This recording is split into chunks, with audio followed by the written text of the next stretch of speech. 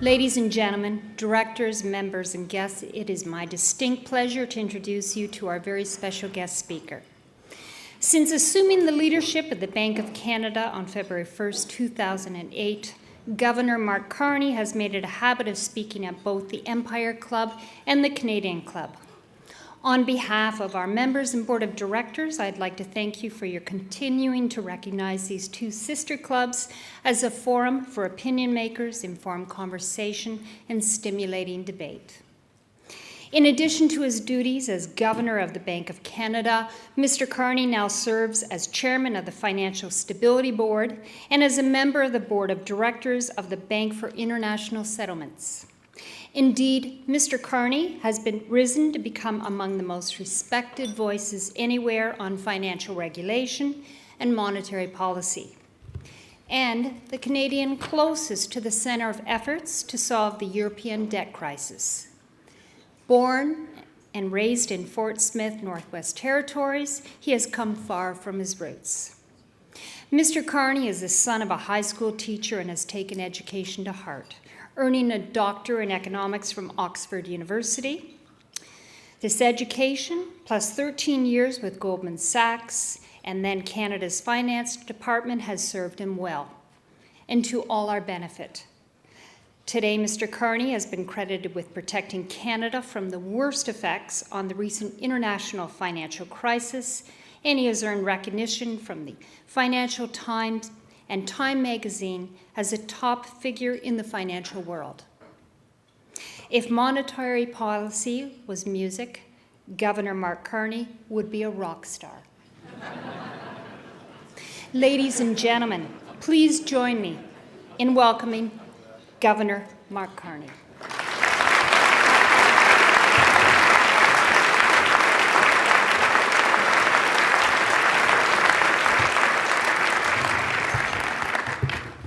Thank you very much, Verity. You're all about to spend the next 25 minutes learning how far monetary policy is from being music. So it's a very, very kind introduction. Thank you, Jamie Watt, for co-hosting. Your Grace, Minister Duncan, Premier Harris, Governor Crow, ladies and gentlemen.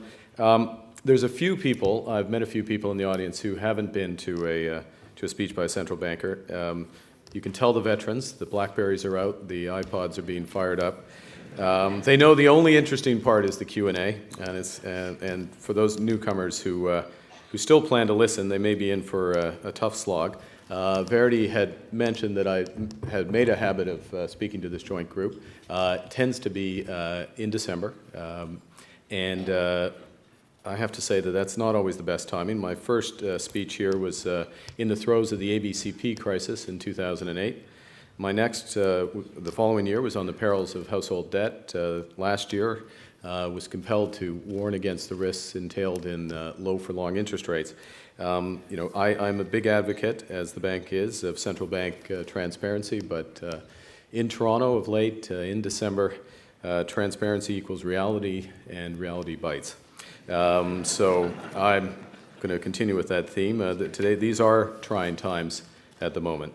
In our largest trading partner, households are undergoing a long process of balance sheet repair, and partly as a consequence, American demand for Canadian exports is about $30 billion lower than normal. In Europe, a renewed crisis is underway. An increasing number of countries are being forced to pay unsustainable rates on their borrowing.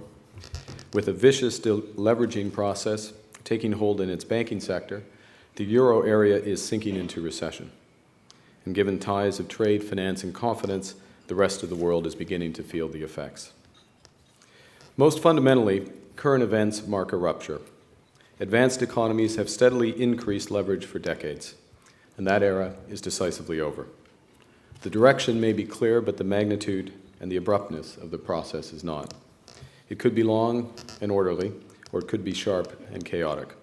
And how we manage it will do much to determine our relative prosperity. So that's my subject today, which is how Canada can grow in this environment of global deleveraging. Les points clés de mon discours aujourd'hui sont: on ne peut se fier uniquement au marché pour imposer une discipline concernant les leviers d'endettement. Ce n'est pas seulement l'encours de la dette qui importe, mais plutôt qui le détient. En conséquence de ces erreurs, les économies avancées amorcent une période prolongée de réduction de leur dette. La politique monétaire doit être guidée par un engagement symétrique à atteindre la cible d'inflation. Et finalement, le rééquilibrage de la croissance mondiale constitue la meilleure façon de faciliter le désendettement. Mais cette perspective semble éloignée. Let me begin by explaining how we got here. It's important to get a sense of the scale of the challenge. Accumulating a mountain of debt that's now weighing on the advanced economies has been the work of a generation. Across the G7 countries, total non-financial debt has doubled since 1980 to 300% of GDP. Today, global public debt to global GDP is almost 80%, which is equivalent to levels that have historically been associated with widespread sovereign defaults. In general, the more that leverage is driven by households and governments rather than companies, the less the productive capacity of the economy expands and the less sustainable the overall debt burden ultimately is. Another general lesson is that excessive private debts usually end up in the public sector one way or another. Private defaults often mean public rescues of banking sectors. Recessions fed by deleveraging usually prompt expansionary fiscal policies. And this means that the public debt of most advanced economies can be expected to rise above 90%, which is a threshold historically associated with slower economic growth. And the cases of Europe and the United States are instructive. Today, total American non-financial debt is at levels last seen in the midst of the Great Depression. At 250% of GDP, that debt burden is equivalent to almost $120,000 for every American. There are several factors that drove this increase in American leverage, household leverage. Demographics, the stagnation of middle-class real wages, which meant households had to borrow if they wanted to maintain consumption growth. Financial innovation made it easier to do so, and the ready supply of foreign capital made it cheaper. But most importantly, complacency amongst individuals and institutions, a complacency fed by a long period of macroeconomic stability and rising asset prices, made this remorseless borrowing seem sensible. From an aggregate perspective, the euro area's debt metrics do not look as daunting. Europe's public debt burden is lower than that of the US and Japan, and the euro area's current account with the rest of the world is roughly balanced. But these aggregate measures mask large internal imbalances. As so often with debt, distribution matters. Europe's problems are partly a product of the initial success of the single currency. After its launch, cross-border lending exploded. Easy money fed booms, which flattered government fiscal positions and supported bank balance sheets. Over time, competitiveness eroded. Euro-wide price stability masked large differences in national inflation rates, and labor costs in countries like Spain shot up relative to those in the core, particularly Germany. The resulting deterioration in competitiveness has made the continuation of past trends unsustainable, and growth models across Europe must now radically change. For years, central bankers have talked of surpluses and deficit countries, of creditors and debtors, and we were usually ignored. Indeed, during a boom, the debtor economy usually feels more vibrant and robust than its creditors. Some even thought current account deficits didn't matter, particularly if they were the product of private choices rather than public failings. But when the leverage cycle turns, the meanings and implications of these labels becomes tangible. Creditors examine more closely how their loans were spent, foreign financing constraints suddenly bind, and to repay, debtors must quickly restore competitiveness. Financial globalization has provided even greater scope for external imbalances to build. However, experience teaches that sustained large cross-border flows of capital usually lead to liquidity crunches. And that moment has arrived for many countries. Debt tolerance has decisively turned. The initially well-founded optimism that launched the decades-long credit boom has given way to a belated pessimism that seeks to reverse it. Hard experience has made it clear that financial markets can be inherently subject to cycles of boom and bust and cannot always be relied upon to get the debt levels right. and this is part of the rationale for micro and macroprudential regulation. It follows that backsliding on financial reform is not a solution to current problems. The challenge for the crisis economies is the lack of credit demand rather than the scarcity of its supply. Relaxing prudential regulations at this moment would run the risk of maintaining the situation that got us into this mess in the first place. As a result of deleveraging, the global economy risks entering a prolonged period of deficient demand. And if mishandled, it could lead to debt deflation and disorderly defaults, potentially triggering large transfers of wealth. History suggests that recessions involving financial crises tend to be deeper, and their recoveries that follow take twice as long. And the current U.S. recovery is proving no exception. Indeed, it's only with justified comparisons to the Great Depression that the success of the U.S. policy response is apparent. But such counterfactuals, it could have been worse, are of cold comfort to American households who are seeking to rebuild $7 trillion in lost net worth. In Europe, a tough combination of necessary fiscal austerity and structural adjustment will mean falling wages, high unemployment, and tight credit conditions for some firms. Europe is unlikely to return to its pre-crisis level of GDP until a full 5 years after the start of its last recession. So the obvious question is, what can be done to manage this process? Austerity is a necessary condition for rebalancing, but it's seldom sufficient. There are really only three options to reduce debt: restructuring, inflation, and growth. I'm not going to ask a show of hands for which one you favor. I presume it's on growth. But whether we like it or not, debt restructuring may happen. And if it's to be done, it's best that it's done quickly, as policymakers should be careful about delaying the inevitable and merely funding the private exit. Some have suggested that higher inflation may be a way out from the burden of excessive debt, but this is a siren call. Moving opportunistically to a higher inflation target would risk unmooring inflation expectations and destroying the hard-won gains of price stability. With no easy way out, the basic challenge for central banks is to help sustain nominal aggregate demand consistent with their inflation target, to help sustain nominal aggregate demand during a period of real adjustment. And in the bank's view, this is best accomplished through a flexible inflation targeting framework applied symmetrically to guard against both higher inflation and the possibility of deflation. The most palatable strategy is to reduce debt. The most palatable strategy to reduce debt is to increase growth, but in today's reality, the hurdles are large.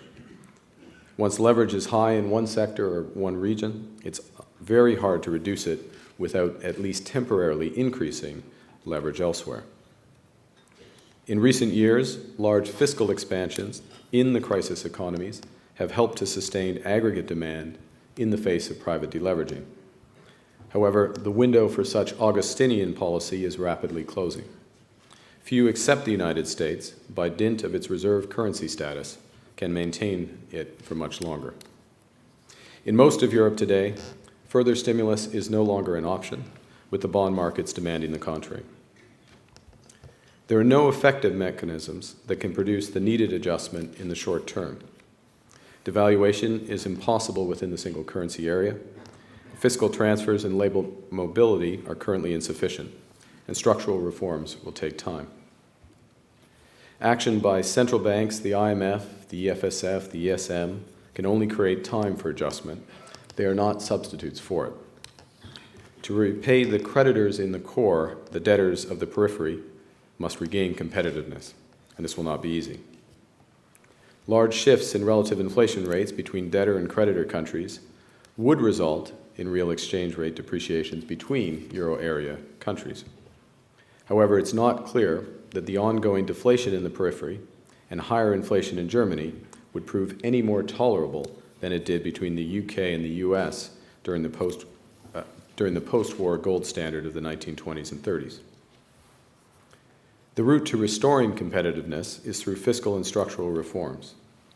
a sustained process of relative wage adjustment will be necessary, implying large declines in living standards in up to 1/3 of the euro area. In this regard, we welcome the measures announced last week by European authorities, which will go some way to addressing some of these issues. With the deleveraging economies under pressure, global growth will require global rebalancing. Creditor nations, mainly emerging markets, that have benefited from the debt-fueled demand boom in advanced economies must now pick up the baton. But this will be hard to accomplish without cooperation. As I've just suggested, advanced economies with deficient demand will find it hard to consolidate their fiscal positions and boost household savings without support from increased foreign demand. Meanwhile, emerging markets, seeing their growth decelerate because of sagging demand in advanced economies, are reluctant to abandon a strategy that has served them so well in the past and are refusing to let their exchange rates adjust in a material way. Both sides are now doubling down on losing strategies. As the bank has outlined before, relative to a cooperative solution embodied in the G20's action plan, the foregone output could be enormous, a lower world GDP by more than $7 trillion within 5 years. And needless to say, Canada has a big stake in avoiding this outcome. So to summarize thus far, the market cannot be solely relied upon to discipline leverage. It's not just the stock of debt that matters, but rather who holds it. Heavy reliance on cross-border flows, particularly when they fund consumption, usually prove unsustainable. As a consequence of these errors, advanced economies are entering a prolonged period of deleveraging. Central bank policy should be guided by a symmetric commitment to the inflation target. Central banks can only bridge adjustments consistent with that policy framework. They can't force the adjustments themselves. Rebalancing global growth is the best option to smooth deleveraging, but its prospects seem distant at the moment. So what does this mean for Canada? Well, Canada has distinguished itself through this debt supercycle, though there are some recent trends that bear watching. Over the past 20 years, our non-financial debt increased less than any other G7 country. In particular, government indebtedness fell sharply, and corporate leverage is currently at a record low. In the run-up to the crisis, Canada's historically large reliance on foreign financing was also reduced to such an extent that our net external indebtedness was virtually eliminated for the first time in our history. Over the same period, Canadian households increased borrowing significantly, and Canadians have now collectively run a net financial deficit for more than a decade. In effect, Canadian households have been demanding funds from the rest of the economy rather than providing them to the rest of the economy, as had been the case since before the Leafs last won the Cup. But Jim Leach is going to change all that. You're the influential man, Jim. You can change all sides of this equation. Developments since 2008 have reduced our margin of maneuver. In an environment of low interest rates and a well-functioning financial system, household debt has risen another 13 percentage points relative to income. As a result, Canadians are now more indebted than the Americans or the British. Our current account has also returned to deficit, meaning that foreign debt has begun to creep back up. Much of the proceeds of these capital inflows seem to be largely on net going to fund Canadian household expenditures rather than building the productive capacity in our real economy. If we can take one lesson from the crisis, it's the reminder that channeling cheap and easy capital into unsustainable increases in consumption is at best unwise. Canada's relative virtue throughout the debt supercycle, not sure I can use relative virtue in front of an archbishop, but it's an economic term. Sorry, I should have edited that out.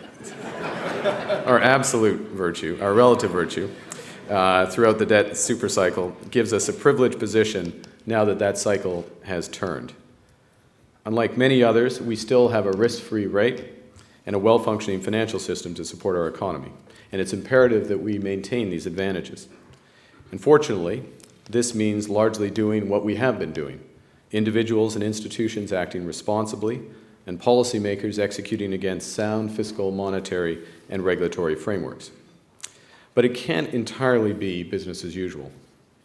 Our strong position gives us a window of opportunity to make the adjustments needed to prosper in a deleveraging world, but opportunities are only valuable if they're seized. First and foremost, this means reducing our economy's reliance on debt-fueled household expenditures. To this end, since 2008, the federal government has taken a series of prudent and timely measures to tighten mortgage insurance requirements in order to support the long-term stability of the Canadian housing market. Canadian banks are also raising capital to comply with new regulations, the new Basel III regulations, before their international peers. Overall, Canadian authorities are cooperating closely, and we will continue to monitor the financial situation of the household sector. But we should recognize that eliminating the household sector's net financial deficit would leave a noticeable gap in our economy. To spend what they earn, Canadian households would need to reduce their net financing needs by about $40 billion a year. To compensate could require, over 2 years, an additional 3 percentage points of export growth, 4 percentage points of government spending growth, or 7 percentage points of investment growth additional. Any of these in isolation would be a tall order. Export markets remain challenging, and government cannot be expected to fill the gap on a sustained basis. But Canadian companies, with their balance sheets in historically rude health, have the means to do so and the incentives. Canadian firms should recognize 4 realities. They're not as productive as they could be. They're underexposed to fast-growing emerging markets. Those in the commodity sector can expect relatively elevated prices for some time, and they can all benefit from one of the most resilient financial systems in the world. In a world where deleveraging holds back demand in our traditional markets, it's imperative for Canadian companies to invest in improving their productivity and to access new markets. This would be good for Canadian companies and would be good for Canada. Indeed, it's the only sustainable option available. A virtuous circle of increased investment and increased productivity would increase the debt-carrying capacity of all through higher wages, greater profits, and higher government revenues. And this should be our common focus. The Bank of Canada is doing its part by fulfilling its mandate to keep inflation low, stable, and predictable so that Canadian households and Canadian firms can invest and plan for the future with confidence. The bank is also assisting the federal government in ensuring that Canada's world-leading financial system will be there for Canadians in bad times as well as good, and in pushing the G20 action plan because it is in Canada's interest. So to conclude, it sometimes makes sense to step back and to consider current challenges through the longer lens of financial history. And today's venue is an appropriate place to do so. A century ago, when the Empire Club and the Canadian Club of Toronto would meet, although presumably not together a century ago, this is a new Concord, but when you would meet, the first great leveraging of the Canadian economy was well underway. During the 3 decades before the First World War, Canada ran current account deficits averaging an incredible 7% of GDP for 3 decades. These deficits were largely for investment and were principally financed by long-term debt and foreign investment, foreign direct investment. By the eve of the Great War, our net foreign liabilities reached 140% of GDP, but our productive capacity built over the decades helped to pay them off over time. Our obligations would again swell in the Great Depression, but in the ensuing boom, we were again able to shrink our net liabilities. And when we found ourselves in fiscal trouble in the 1990s, Canadians made tough decisions so that when Lehman fell, Canada was in the best fiscal shape in the G7. We must be careful, however, not to take too much comfort from these experiences. Past is not always prologue. In the past, demographics and productivity trends were more favorable than they are today. In the past, we deleveraged during times of strong global growth. In the past, our exchange rate acted as a valuable shock absorber, helping to smooth the rebuilding of competitiveness that can only sustainably be attained through productivity growth. Today, our demographics have turned, our productivity growth has slowed, and the world is undergoing a competitive deleveraging.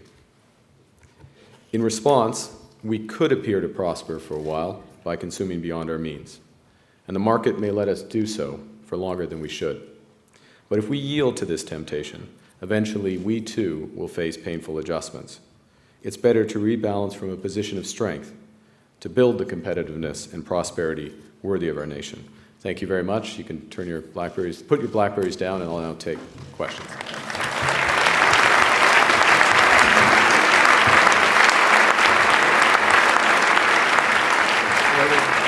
Senator, thank you very much for your remarks. We have time for a few quick questions. Mark Faircloth has got the first one, EVP of Wholesale Banking at TD Securities.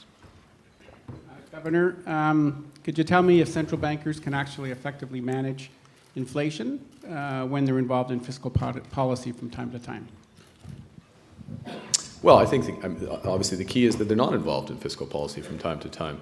And the arrangements that have been put in place in those countries where there has been unconventional policies, the best arrangements, let's put it that way, that have been put in place in those countries where central banks have made large-scale asset purchases.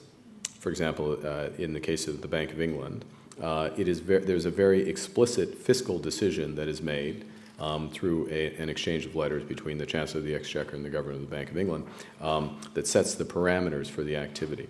The decisions on the scale of the deficit, the ultimate exposure to the budget in the short term for fluctuations in the securities that are purchased, or in the case of credit easing, which the Bank of England has also done, are explicitly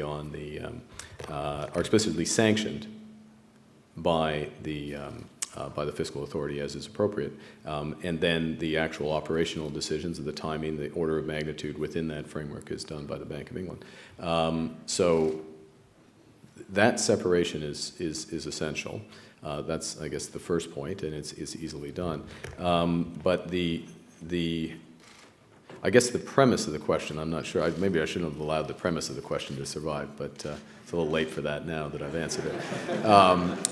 Answered it somewhat. But central banks, I think, just to repeat what I said in the speech, the best way in any of these situations to manage, to discharge a central bank's responsibilities is to focus on its price stability mandate. And in some economies where they're under severe deleveraging, they may run out of conventional tools. They may have to use unconventional tools. But the use of those unconventional tools, if it has a fiscal cost, should be agreed with the fiscal authority, because that ultimately, from the accountability perspective. But the use and deployment, the size, the timing, the retirement should all be governed by the price stability mandate. And that way, there's no confusion about what the objective is. And that's one of the reasons why the central bank has a role, but it is not the solution. Our next question is from Amanda Lang, National Business Correspondent from the CBC. Governor, you describe a challenge to, does this feel like a bit of a ringer to you? This is a total ringer. A bit of a ringer. You're describing Anyone else? Any questions? Sorry.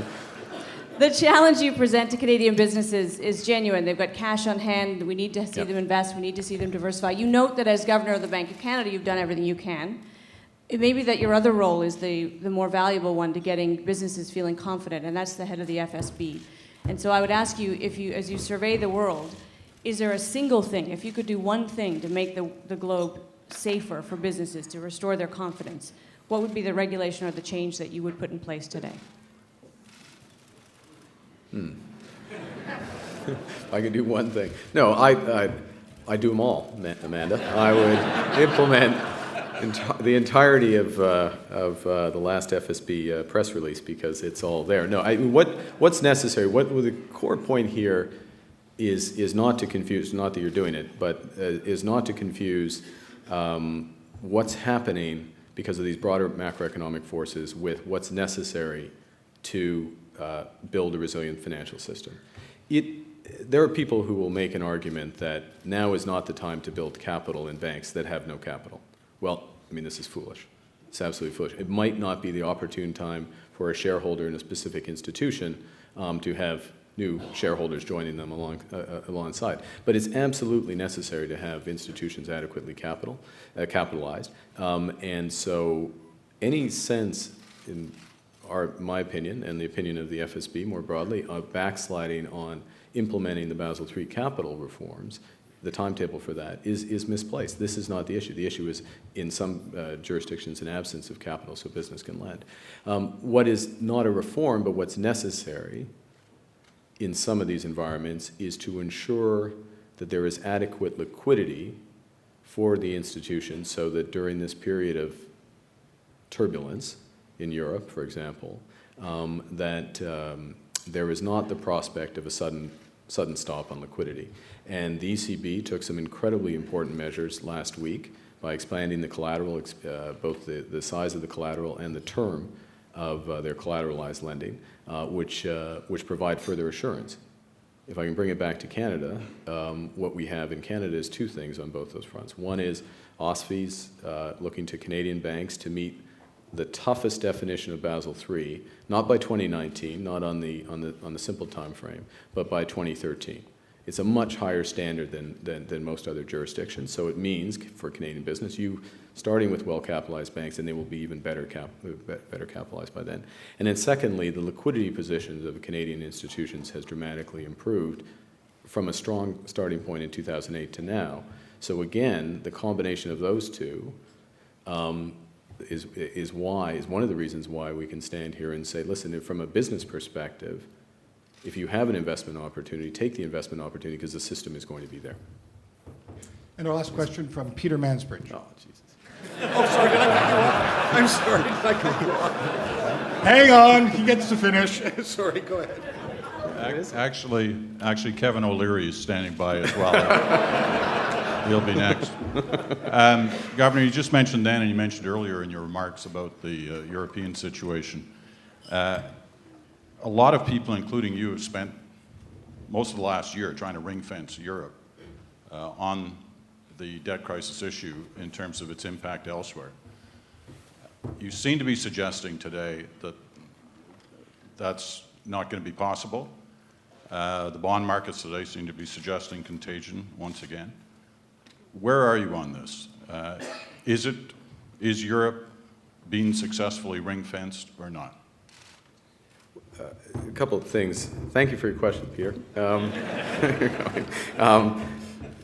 You can never fully ring-fence what, in effect, in the broader sense of the European Union, is the largest economy in the world. Still the largest economy on a market basis in the world. Just like you could never successfully ring-fence the U.S. economy impacts on the rest of the world. So it needs to be in that context. That reality needs to be recognized first. The second thing is, which held months ago, held last week, still holds today, is that Europe as a whole still retains the means to address its problem. The challenge is deploying those means as effectively and efficiently as possible. We're encouraged by the use of the potential for a more active role of the IMF that was signaled in last week's decisions of heads, but we have to see the implementation. But what I'm trying to say in the speech, was to distinguish between the shorter-term adjustment issues, which are considerable, and which your question goes to, and the longer-term adjustment issues, which have to happen. In the end, well, there are fundamental issues of fiscal austerity, budget balance, returning to budget balance, sustainable fiscal positions, et cetera. Absolute, without question, those are issues. In the absence of addressing the internal balance of payments in Europe in a sustainable way, there will be renewed challenges. And so that horizon needs to be brought into it, and that focus needs to be retained. You can't legislate competitiveness.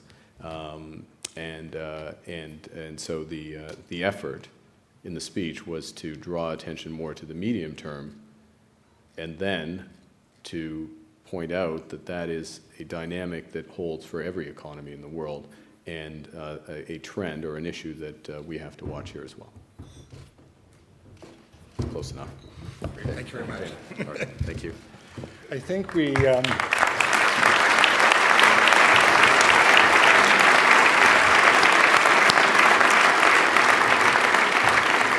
We may have witnessed today a career-limiting move on the part of Amanda Lang.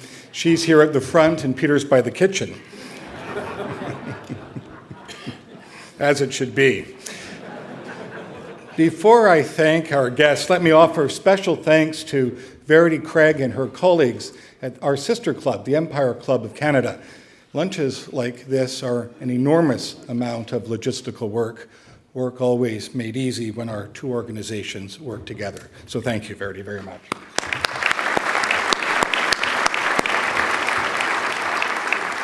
Et merci, Gouverneur. Thank you on behalf of the National Forum for being here today. Let me see if I got your message right. The world is in a big mess. Canada's in a pretty good place. We've got a window to act. The options for stimulus are limited. The people in this room can't sit on their hands. They need to invest, and then all will be well. Is that about right? Depuis votre nomination à la poste de gouverneur du Banque de Canada, le monde a rencontré des temps financiers difficiles.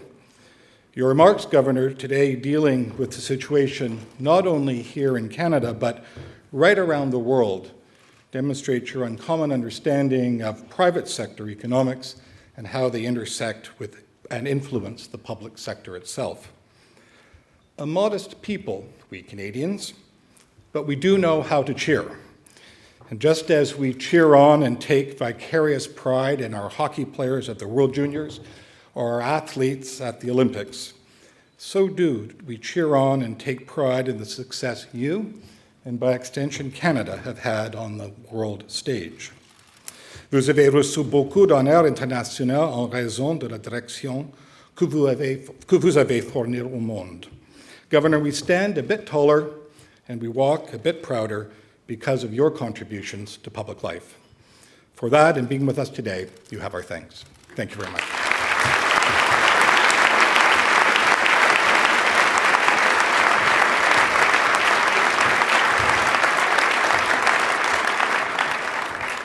Thank you, Jamie. As a token of our appreciation on behalf of the Empire Club, I'd like to present you with a copy of Who Said That? It's a selection of quotes and notes from 100 years of speeches at the Empire Club.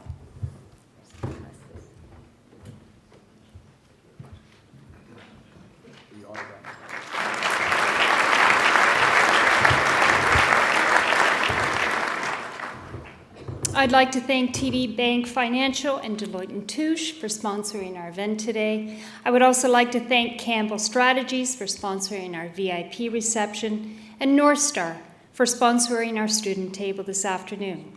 I'd like to thank the National Post as our print media sponsor. This meeting will be carried and aired on Rogers TV, and we're very grateful for their support. Thank you for coming. We look forward to seeing you again. This meeting is adjourned.